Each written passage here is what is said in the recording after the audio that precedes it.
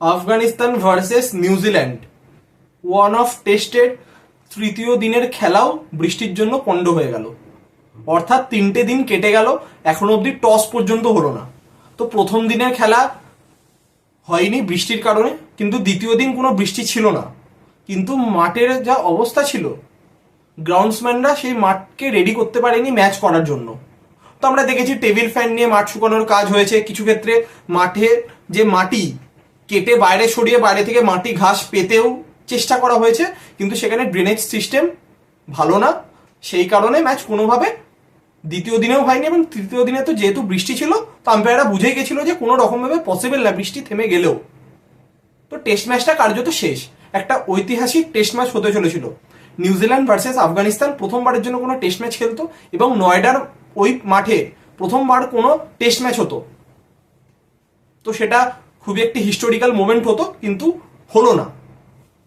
তো এবার বিষয়টা হচ্ছে, তৃতীয় দিনের খেলা বিঘ্নিত হওয়ার পর থেকে সামাজিক মাধ্যমে কিছু আফগানিস্তান সমর্থক আর কিছু বাংলাদেশি সমর্থক তারা দাবি করছে এই পুরোটাই হচ্ছে নয়ডাতে যে খেলা হচ্ছে সেটা সম্পূর্ণ বিসিসিআই এর প্ল্যান, ইন্ডিয়ার প্ল্যান। আফগানিস্তানের উচিত আর কোনোদিন ইন্ডিয়াতে না আসা, ইন্ডিয়াতে কোনো ম্যাচ না খেলা, ব্লা ব্লা ব্লা, এই ধরনের কমেন্টগুলো সামাজিক মাধ্যমে ছড়িয়ে পড়ছে। কিন্তু এই যে ধরুন টেস্ট ম্যাচটা হলো না, এখানে সব থেকে বড় দায় কার? দায় হচ্ছে আফগানিস্তান ক্রিকেট বোর্ডের। তার কারণ হচ্ছে, যে টিম ওয়ার্ল্ড কাপ সেমিফাইনাল খেলছে, টি-20 ওয়ার্ল্ড কাপ সেমিফাইনাল, তারা অস্ট্রেলিয়াকে হারাচ্ছে, বাংলাদেশকে হারাচ্ছে, শ্রীলঙ্কাকে হারাচ্ছে, পাকিস্তানকে হারাচ্ছে।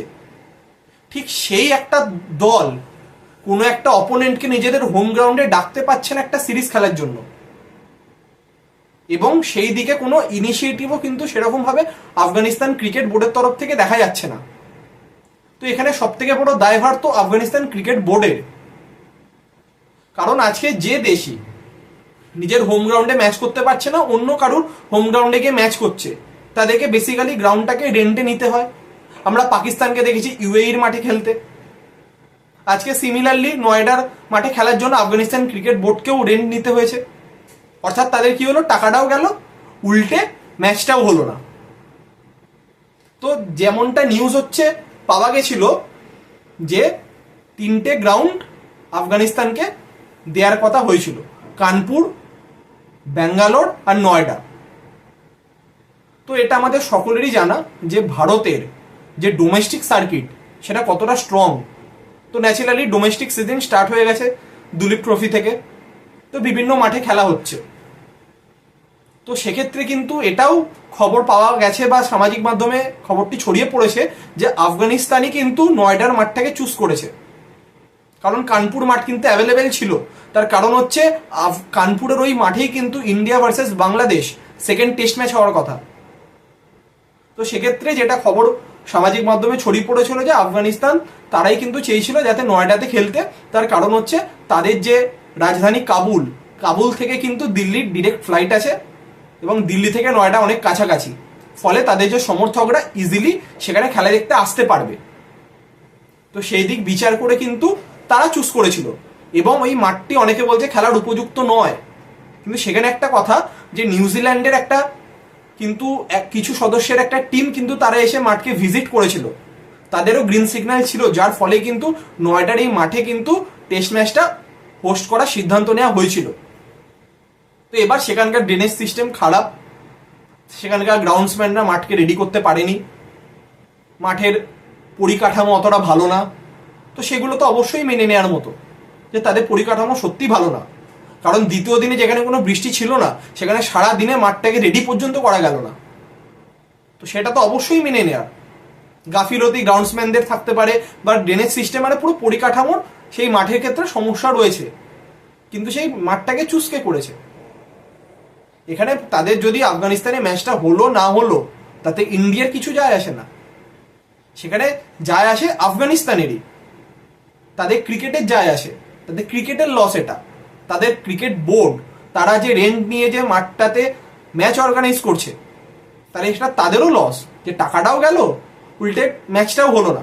এবং এটা আফগানিস্তান ক্রিকেটের কাছে একটা ঐতিহাসিক ম্যাচ হতে চলেছিল, যে আফগানিস্তান প্রথমবারের জন্য নিউজিল্যান্ড এত বড় একটা টিমের এগেনস্টে প্রথম টেস্ট ম্যাচ খেলবে তারা, এবং নয়ডার মাঠেও হিস্ট্রি ক্রিয়েট হতো যে নয়ডার এই মাঠে প্রথমবার কোনো একটা ইন্টারন্যাশনাল টেস্ট ম্যাচ হতো। তো সেই দিক থেকে প্রত্যেকেই আশা করেছিল একটা ঐতিহাসিক মুহূর্তের সাক্ষী থাকবে তারা, যার জন্য প্রথম দিনে সমস্ত টিকিট কিন্তু সোল্ড আউট হয়ে গেছিল।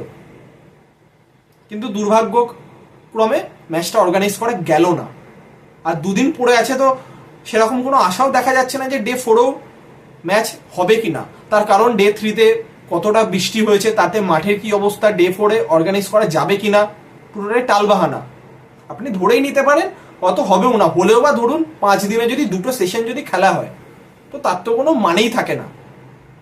তো সেদিক থেকে দেখতে গেলে টেস্ট ম্যাচটা ড্রই হবে। তো যে একটা ঐতিহাসিক মুহূর্তের সাক্ষী থাকতো ক্রিকেট ফ্যানরা, সেটা থাকবে না, সেদিক থেকে একদম সত্যি কথা। কিন্তু এই ধরনের যে কমেন্টগুলো আসছে সেইগুলো অধিকাংশ ক্ষেত্রে কিন্তু ভুল।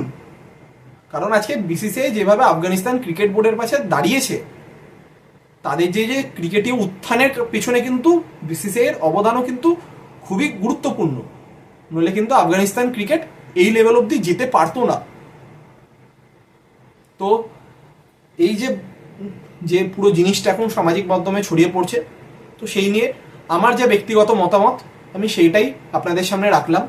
তো এই বিষয়তে আপনাদের কি মতামত তা অতি অবশ্যই কমেন্ট করে জানাবেন, এবং আমরা সকলে আশা করব যাতে ডে 4 আর ডে 5 দুদিনের খেলার অন্তত যেন হয়, এবং যারা ক্রিকেটীয় ফ্যান, যারা ম্যাচটা দেখার জন্য, অনেক আফগানিস্তান ফ্যান আছে যারা তাদের দেশ থেকে এসছে দিল্লিতে, এসে তারা নয়ডাতে এসছে খেলা দেখতে, তারা অন্তত যেন শেষ দুদিনের খেলাটা দেখতে পারে।